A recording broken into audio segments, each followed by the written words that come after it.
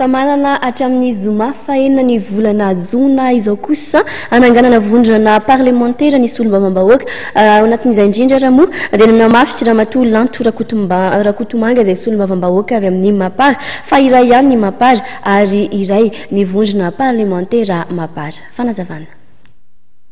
Dia efa nametraka hoe manara-dalàna ary amin'ny mahasolombavambahoaka dia mivory ao amin'ny antenimieram-pirenena satria izay zany no solon-tenan'ny vahoakanay amin'izany ka ny resaka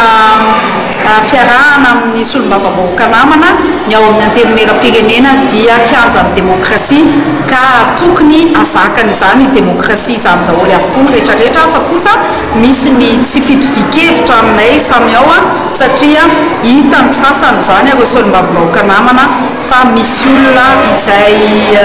arahany teny midina ary tsy mijery antsony izy hoe inona no tena